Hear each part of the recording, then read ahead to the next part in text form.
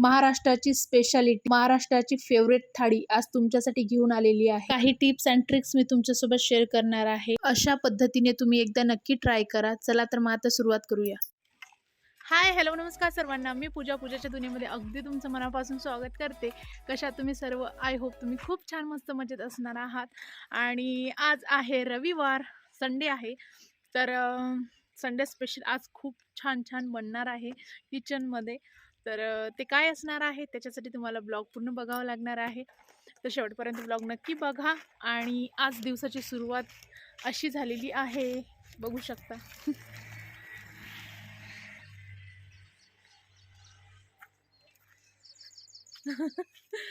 आज दिवसाची सुरुवात अशा कामाने झालेली आहे। मिरच्या लावायच्या आहेत मला, तर त्यासाठी मला इथं मातीच नाही आहे। तर आमच्या इथं सगळं असं नाही का दगडं म्हणजे मुरुम जास्त आहे, माती कमी आहे। त्यासाठी दुसरीकडून माती आणून इथं टाकावं लागते, नंतर त्याच्यात पाणी सोडावं लागते, नंतर मग त्याच्यात झाडं वगैरे लावू शकतो आपण। तर काल मी कुठले झाड लावले तेही तुम्हाला या व्हिडिओमध्ये कळणार आहे। नवीन झाडं लावलेले आहेत आणि एक झाड तर असं स्पेशल लावलेलं आहे की ते झाड असं आहे की रोज आपण त्याचा उपयोग करू शकतो, सकाळ संध्याकाळ। तर ते असं झाड कुठलं आहे ते तुम्हाला या व्हिडिओमध्ये कळणार आहे, तर व्हिडिओ शेवटपर्यंत नक्की बघा। तर हे बघा, इथं अशी माती आणून टाकणं चालू आहे।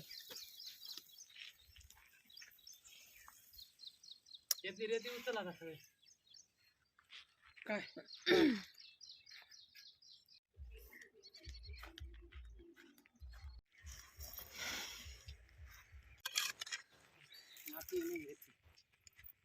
कामाचं माणूस इथं आहे तेव्हापासून लय काम करायला लागले तुम्ही, नाही का?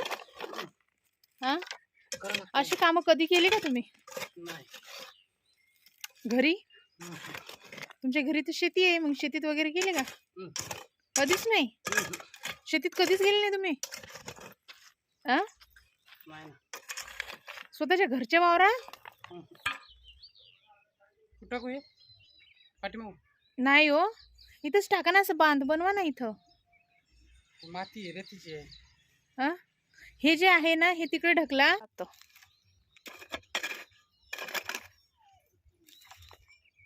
बस झाला आहे ना। इथे मी कडीपत्त्याचे झाड लावलेले आहेत, त्या दिवशी आणलेलं रोप आहे हे।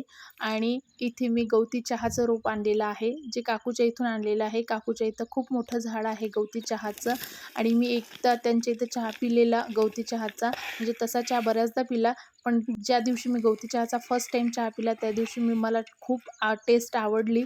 आणि त्यानंतर म्हटलं मला पाहिजे माझ्या अंगणामध्ये लावायचं, म्हणजे लावायचं। तर मी ते काकूच्या इथून आणलेलं आहे। आणि कडीपत्त्याचं रोप जे आणलेलं आहे त्याच्या मुळा काही तुटलेल्या आहेत, तर काही मुळा आहेत त्याला, तर बघू आता ते जगते की नाही जगत ते।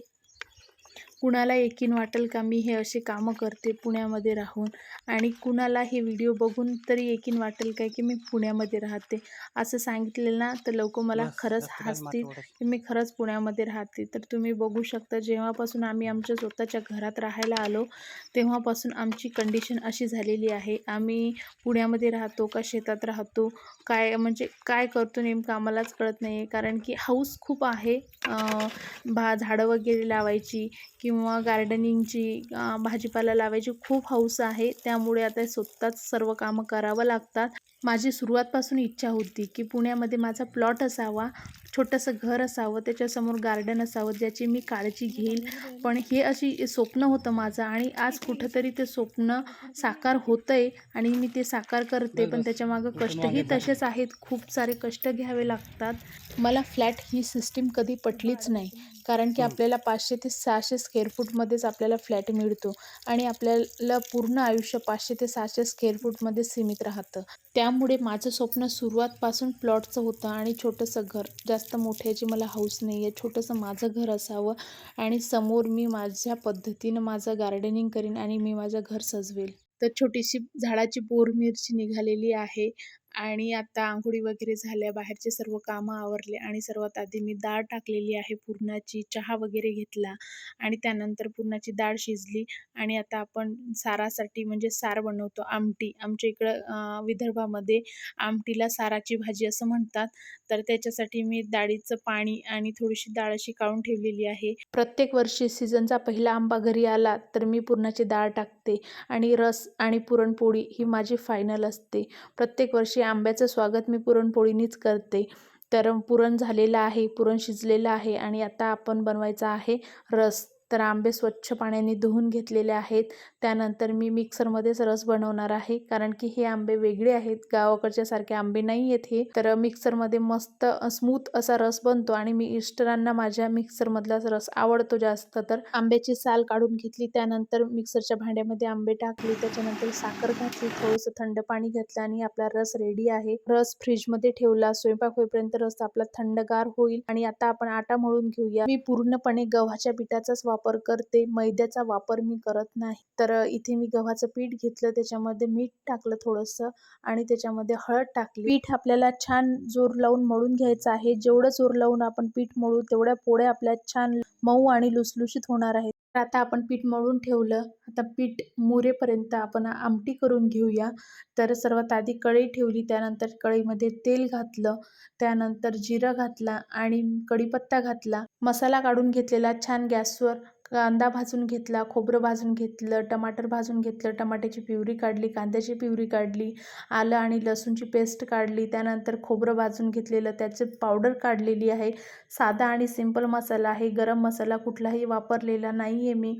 तर खूप छान भाजी होते. सर्वात जास्त मला पुरणपोळी बनवली तर मला आमटी माझी फेवरेट आहे. तर मी जास्त करून मला आमटीसाठीच मी पुरणपोळी बनवते, कारण की पुरणपोळी ही माझ्या मिस्टरांना आवडते आणि आमटी ही माझी फेवरेट आहे. तर गोड त्यांना आणि तिखट मला असं आमचं कॉम्बिनेशन आहे दोघांचं. तर तुम्ही इथे बघू शकता डाळीचं आपण पाणी काढून ठेवलेलं ते मी परत गरम केलं आणि ते मसाल्यामध्ये घातलं आणि तुम्ही बघू शकता खूप छान आमटी झालेली. आता पीठ छान मुरलेलं आहे, पुरण थंड झालेलं आहे आणि आमटीला देखील आता छान कळ आलेला आहे.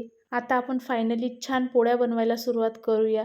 सर्वात आधी आट्याचा थोडासा गोळा घ्यायचा, त्याला पिठामध्ये डीप करायचा आणि त्यानंतर आपल्याला त्याची अशी वाटी बनवून घ्यायची आहे. आपल्याला सारण भरायचं आहे. पुरणाचा गोळा घ्यायचा आणि त्याच्यामध्ये आपल्याला भरायचा आहे आणि अशा पद्धतीनं तुम्हाला हे करायचं आहे. आट्याचा थोडासाच गोळा घ्यायचा, त्यामध्ये आपल्याला पुरण जास्त भरायचं आहे. त्यानंतरच आपल्या पोळीच्या काठोकाठ पुरण जाणार आणि अशा हलक्या हाताने आपल्याला पोळी लाटून घ्यायची आहे. लग्नाच्या आधी मला साधा पांढरा भात घालता येत नव्हता. आज मी तुम्हाला पुरणपोळी बनवायचं शिकवते. मलाच माझं खूप कौतुक वाटतं की मी हे सर्व लग्नानंतर शिकले.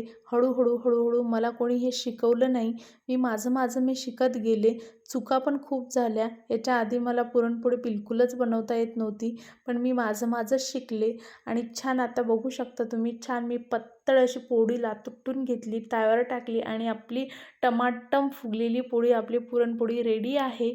अशा पद्धतीने मी सर्व पोळ्या बनवून घेतल्या. सर्वांना आग्रहाचं निमंत्रण आहे पहिल्या रस आणि पोळीचं. सीझनची पहिली रस आणि पोळी तुम्ही खाल्ली आहेत का? कमेंट सेक्शनमध्ये मला नक्कीच कळवा. तर इथे आपली महाराष्ट्रीयन फेवरेट पुरणपोळीची थाळी आपली रेडी आहे. महाराष्ट्राची आन बान शान, प्रत्येक महाराष्ट्रीयन माणसाला आवडणारी पुरणपोळीची थाळी रेडी आहे. तर चला मग, आता आम्हाला भूक आवरत नाहीये, आम्ही जेवण करतो.